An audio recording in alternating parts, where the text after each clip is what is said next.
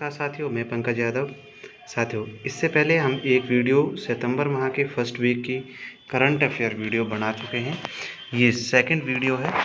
Question number 20 से शुरुआत करते हैं। क्वेश्चन नंबर 20 है हमारा, लुसाने डायमंड लीग 2022 का खिताब जीतने वाले भारत के पहले भारतीय एथलीट कौन बने हैं। तो ये पहले भारतीय एथलीट हैं, तो इसलिए इम्पोर्टेंट बन जाता है क्वेश्चन। इसका आंसर हो जाएगा हमारा नीरज चोपड़ा। भाला फेंक में नीरज चोपड़ा ने यानी कि भारतीय पहले एथलीट बने हैं जिन्होंने लुसाने डायमंड लीग 2022 को जीता है। अगला है हमारा प्रश्न नंबर 22, हवा में जल वाष्प को पीने योग्य पानी में बदलने के लिए भारतीय मध्य रेलवे ने एक मेघदूत नामक मशीन कहाँ पर लगाई है। इस तरह से इसमें दो क्वेश्चन लगते हैं कि मेघदूत नामक जो मशीन है वो क्या काम करती है। तो इससे ये हमारा प्रूव हो गया कि हवा में जो जल वाष्प होता है उसे पीने योग्य बनाती है। दूसरा, इसे किसके द्वारा स्थापित किया गया है, भारतीय मध्य रेलवे के द्वारा इसे स्थापित किया गया है। और इसी के साथ अगला क्वेश्चन बन गया कि कहाँ पर किया गया है। तो ये हमारा आंसर हो गया मुंबई यानी महाराष्ट्र में मेघदूत नामक एक मशीन लगाई गई है। अब चलते हैं अपने आज के अगले प्रश्न की तरफ।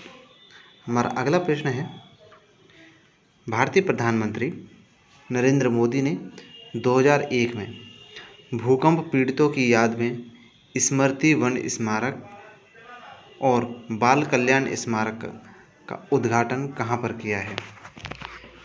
2001 में जिस समय प्रधानमंत्री नरेंद्र मोदी वर्तमान प्रधानमंत्री उस समय 2001 में गुजरात के मुख्यमंत्री थे, उस समय वहाँ पर आए भूकंप के बारे में याद रखने के लिए, उसे एक स्मृति बनाने के लिए कच्छ में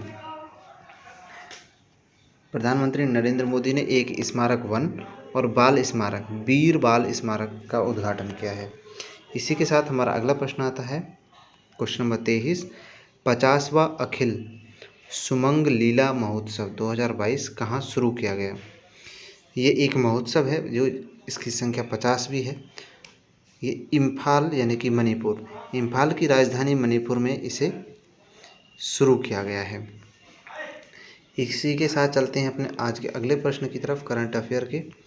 प्रश्न नंबर है हमारा 24, किसानों के कल्याण के लिए रूरल बैकयार्ड पिगरी योजना किस राज्य द्वारा शुरू की गई है।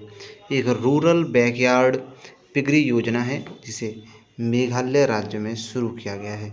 ये किसानों से संबंधित यानी कि किसानों के कल्याण के लिए एक योजना है। इसी के साथ क्वेश्चन नंबर 25, भारत ने जैव विविधता संरक्षण के लिए किस देश के साथ समझौता ज्ञापन पर हस्ताक्षर किया है। जैव यानी कि ऑर्गेनिक चीज़ें हैं जो उनकी विविधताएं हैं जो उनके संरक्षण के लिए नेपाल ने भारत के साथ यानी कि भारत ने नेपाल के साथ समझौते पर हस्ताक्षर किया है, क्योंकि ये पहाड़ी क्षेत्र है, यहाँ पर बहुत सी जैव विविधताएं पाई जाती हैं। अगला प्रश्न आता है हमारा कि राज्य सरकार की विभिन्न योजनाओं का लाभ प्रदान करने के लिए राज्य सरकार परिवार कल्याण कार्ड योजना शुरू कर रही है। तो ऐसा किस राज्य ने शुरू किया है। उत्तर प्रदेश राज्य ने राज्य सरकार की जो योजनाएं हैं उनका लाभ प्रदान करने के लिए ये कार्ड की शुरुआत की है। अगला प्रश्न आता है हमारा, महिला सशक्तिकरण और आत्मनिर्भरता को बढ़ावा देने के लिए किस राज्य सरकार ने महिला निधि ऋण योजना किस राज्य ने शुरू की है। तो ये राजस्थान राज्य ने शुरू किया है। ये महिला सशक्तिकरण और आत्मनिर्भरता यानी कि अपना कोई भी अगर बिजनेस करना चाहते हैं या बढ़ाना चाहते हैं बिजनेस को, अपने हाथ की कार्यस्थाली को, तो वे इस योजना के तहत लोन ले करके अपना काम आगे बढ़ा सकते हैं। इसी के साथ क्वेश्चन आता है हमारा नंबर 28, मिस डिवा यूनिवर्स 2022 का खिताब किसने जीता है। तो विदिता राय हैं ये, और विदिता राय ने इसमें मिस डिवा यूनिवर्स, इस तरह से मिस यूनिवर्स होता है उसी तरह से मिस डिवा यूनिवर्स का खिताब भी दिविता राय ने जीता है। अगला आता है हमारा 29 नंबर, पहला होम्योपैथिक अंतर्राष्ट्रीय स्वास्थ्य शिखर सम्मेलन 2022 अंतर्राष्ट्रीय है और ये पहला है इसलिए इम्पोर्टेंट बन जाता है। पहला होम्योपैथिक अंतर्राष्ट्रीय स्वास्थ्य शिखर सम्मेलन 2022 दुबई यानी कि संयुक्त राज्य अमीरात में इसे आयोजित किया जा रहा है। अगला प्रश्न है हमारा, कैडेट विश्व चैंपियनशिप 2022 में स्वर्ण पदक जीतने वाली भारत की पहली महिला जूडो खिलाड़ी कौन बनी है? भारत की ये पहली महिला जूडो खिलाड़ी हैं, तो ये भी इम्पोर्टेंट बन जाता है। जो फर्स्ट टाइम होता है वह बहुत ही ज़्यादा इम्पोर्टेंट हो जाता है। इसमें भारत की तरफ से लिंथोई चनम्बन ये कैडेट विश्व चैंपियनशिप 2022 में इन्होंने स्वर्ण पदक जीता है जूडो खेल में। इसी के साथ आता है हमारा अगला प्रश्न, प्रश्न नंबर 31, जूते और चमड़े के निर्यात को बढ़ावा देने के लिए जूता और चमड़ा उत्पाद नीति 2022 लॉन्च करने वाला भारत का पहला राज्य कौन सा बना है? तमिलनाडु राज्य है जो जूते और चमड़े को बढ़ावा देने के लिए। अब चलते हैं अपने अगले प्रश्न की तरफ। अगला प्रश्न है हमारा,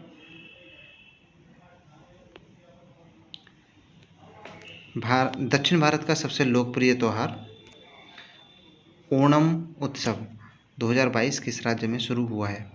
ओणम उत्सव दक्षिण भारत में केरल में मनाया जाने वाला ये त्यौहार है और इसे हाल ही में शुरू कर दिया गया है। ये त्यौहार शुरू हो चुका है, इसमें जो कार्यक्रम हैं शुरू हो चुके हैं। अगला प्रश्न चलते हैं प्रश्न नंबर 33 की तरफ। भारत का पहला स्वदेशी विमान वाहक पोत INS विक्रांत भारतीय नौसेना में शामिल किया जाएगा।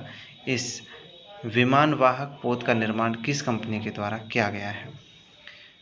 ये विमान वाहक पोत है, इसे कोचीन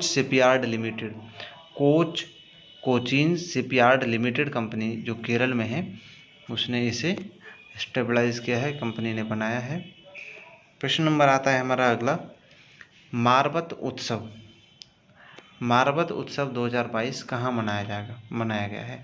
तो मारबत उत्सव है जो महाराष्ट्र के नागपुर में मारबत त्यौहार है, उत्सव है, ये मनाया जा रहा है। अगला प्रश्न है हमारा, G20 देशों का पर्यावरण और जलवायु मंत्री स्तरीय 2022 की जो आयोजन होना है, बैठक होनी है, वह कहाँ होनी है? इंडोनेशिया के बाली शहर में ये बैठक होनी है और इस G20 देशों की बैठक है। G20, G7 और ये जितने भी होते हैं इम्पोर्टेंट हो जाते हैं। इसी के साथ प्रश्न नंबर 36 है हमारा, बैडमिंटन टूर्नामेंट में जो BWF विश्व चैंपियनशिप 2022 पुरुष एकल खिताब किसने जीता है? ठीक है, BWF विश्व चैंपियनशिप का है तो विक्टर एक्सेलसेन, ये डेनमार्क के रहने वाले हैं, विक्टर एक्सेलसेन, इन्होंने इसे जीता है। अगला प्रश्न आता है हमारा नंबर 37, खगोलविदों ने पहली बार नासा के लिए टेलीस्कोप का उपयोग पृथ्वी के सोलर सिस्टम के बाहर किसी एक्सोप्लैनेट के प्रत्यक्ष छवि लेने के लिए किया है, तो उनका नाम है जेम्स वेब स्पेस टेलीस्कोप। ठीक है, तो ये टेलीस्कोप है, उसका नाम है जेम्स वेब स्पेस। तो ये खगोलविदी हैं, उन्हीं के नाम पर इसका नाम रखा गया है। अगला प्रश्न आता है हमारा नंबर 38, 28वां आबू धाबी मास्टर्स शतरंज टूर्नामेंट 2022 किसने जीता है? तो अर्जन एरिगेसी भारत के हैं, इन्होंने आबू धाबी में 28वां मास्टर्स शतरंज टूर्नामेंट जीता है। लास्ट ईयर भी भारत ने ही जीता था जो मास्टर्स शतरंज टूर्नामेंट था। अब आपको उस व्यक्ति का नाम बताना है जिन्होंने लास्ट ईयर मास्टर्स शतरंज टूर्नामेंट जीता था, ये आपके लिए क्वेश्चन है। और लास्ट टाइम कहाँ पर इस खेल का आयोजन किया गया था। चलते हैं अब अगले प्रश्न की तरफ। अगला प्रश्न है हमारा, किस संस्थान ने छात्रों की शिकायत के समाधान के लिए ई समाधान नामक पोर्टल लॉन्च किया है? छात्रों के लिए है। विश्वविद्यालय अनुदान आयोग नई दिल्ली, नई दिल्ली में इसे शुरुआत किया गया है, जिसका नाम है विश्वविद्यालय अनुदान आयोग।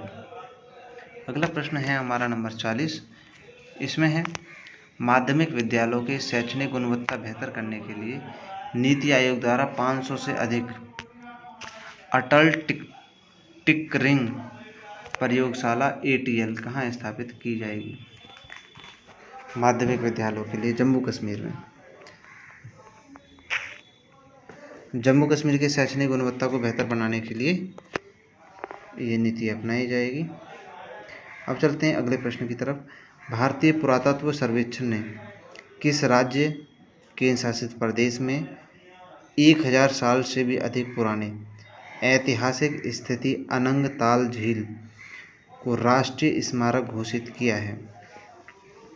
तो पुरातत्व विभाग ने दिल्ली में इसे हम कर लेते हैं, इसे दिल्ली में जो 1000 साल से भी अधिक पुराने जो ऐतिहासिक स्थल है अनंगताल झील है, उसे राष्ट्रीय स्मारक घोषित किया गया है। इम्पोर्टेंट है क्वेश्चन, बहुत ही शानदार इम्पोर्टेंट है। अगला है प्रश्न, किस राज्य केंद्र शासित प्रदेश ने पुलिस ने आम नागरिकों की मदद के लिए JK ECOP नामक ऐप लॉन्च किया है? JK से पता लग रहा है हमें जम्मू कश्मीर, तो इससे हमें मदद मिल जाती है इसको सॉल्व करने में। तो जम्मू कश्मीर जो केंद्र शासित प्रदेश है, वहाँ के नागरिकों की रक्षा के लिए ये एप्लीकेशन लॉन्च किया गया है, इसका नाम है JK ECOP। अगला प्रश्न है प्रश्न नंबर हमारा 43। सुप्रीम कोर्ट के आदेश से शहर की सबसे ऊंची यानी कि 103 मीटर इमारती सुपरटेक ट्विन टावर को विस्फोट के जरिए गिराया गया है। तो ये नोएडा शहर में है और इसे सुप्रीम कोर्ट के आदेश से इसकी ऊंचाई पूछी जा सकती है। तो ऊंचाई है इसकी 103 मीटर। काफ़ी सुर्खियों में रहा ये बिल्डिंग जब गिराया गया उस समय भी। अगला प्रश्न है हमारा 44। भारतीय तटरक्षक बल ICG ने सैरेक्स 2022 नामक 10वें राष्ट्रीय समुद्री खोज और बचाव अभ्यास का आयोजन कहाँ किया है? तो ये भारतीय तटरक्षक ने चेन्नई यानी कि तमिलनाडु में ICG सैरेक्स का आयोजन किया है। ये 10वीं राष्ट्रीय समुद्री खोज और बचाव का अभ्यास है। इसमें चलते हैं अगले प्रश्न की तरफ, नंबर 45। वर्ष 2024 तक दुनिया का सबसे बड़ा धार्मिक स्मारक वैदिक तारामंडल कहाँ बनाया जाएगा? 2024 तक दुनिया का सबसे बड़ा धार्मिक स्थल मायापुरी में पश्चिम बंगाल में इसे वैदिक तारामंडल कहा गया है, बनाया जाने वाला है। भारतीय वायुसेना स्वदेशी हल्के लड़ाकू हेलीकॉप्टरों की अपनी पहली इकाई औपचारिक रूप से कहाँ स्थापित करेगा? तो ये जोधपुर में भारतीय वायुसेना अपने जो स्वदेशी हल्के लड़ाकू विमान हैं उनकी जो पहली इकाई है औपचारिक यानी कि ऑफिशियल रूप से स्थापित करने वाला है।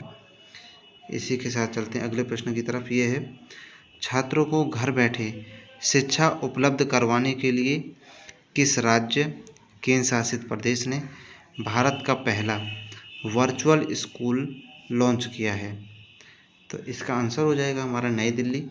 नई दिल्ली सरकार छात्रों के लिए एक वर्चुअल स्कूल बना रही है। नई दिल्ली सरकार के बारे में स्कूल में काफ़ी अच्छा काम किया है स्कूल के विषय में, और होना भी चाहिए।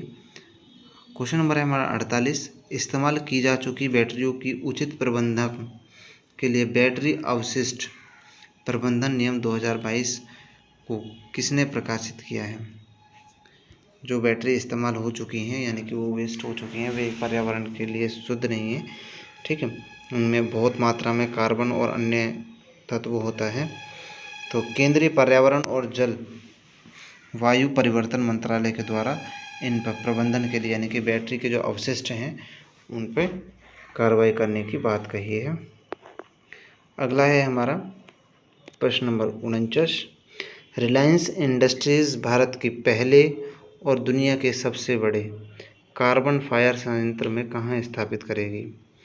दुनिया के सबसे बड़े कार्बन फाइबर संयंत्र को ये हजीरा यानी कि गुजरात के हजीरा शहर में यानी कि हजीरा नामक के स्थान पर रिलायंस इंडस्ट्रीज़ भारत में कार्बन फाइबर संयंत्र स्थापित करने वाली है।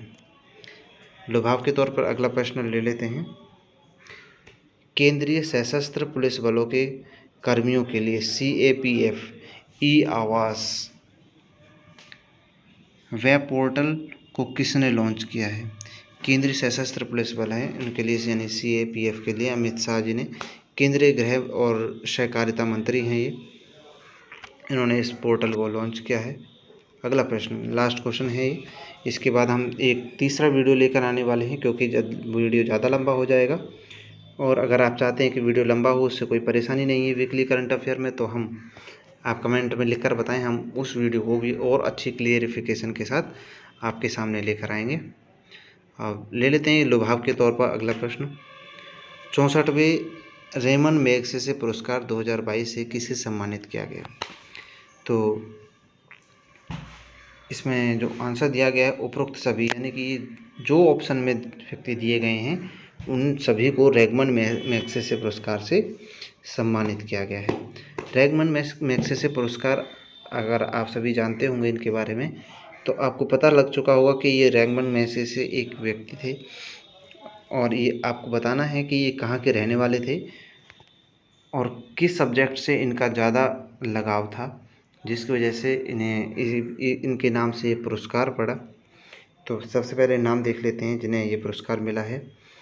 सोथियारा, सब नाम रिपीट करना बहुत ज़रूरी है, आप साथ बोल सकते हैं। सोथियारा छिम, ये कंबोडिया के मनोचिकित्सक हैं। अगला है तदाशी हतोरी, जापान के नेत्र रोग विशेषज्ञ हैं। इसी के साथ अगला है बर्नार्ड मैड्रिड, ये फिलीपींस के बाल रोग विशेषज्ञ हैं। गैरी वेंचेघी, ये फ्रांसी के पर्यावरण कार्यकर्ता हैं। रेमन मैग्सेसे पुरस्कार को एशिया का नोबेल पुरस्कार कहा जाता है। और मुझे लगा होगा कि आपको ये सभी दी गई जानकारी समझ आई होंगी और आपके लिए लाभदायक रहने वाली है, इस चीज़ की गारंटी हम लेते हैं और ये हमारे लिए भी बहुत लाभदायक होगी। आप हमारे साथ बने रहने के लिए हमारे YouTube चैनल टोलचा अकेडमी को सब्सक्राइब कर लें और साथ ही आप कमेंट में लिख करके ज़रूर जवाब दें जो मैंने आपसे प्रश्न पूछे हैं, और बाकी मैं इनके जवाब कल वीडियो में आपको देने वाला हूं। मिलते हैं अगली वीडियो में नए करंट अफेयर के साथ। इस लास्ट वीडियो रहेगी फर्स्ट वीक की ये। तो जय हिंद साथियों।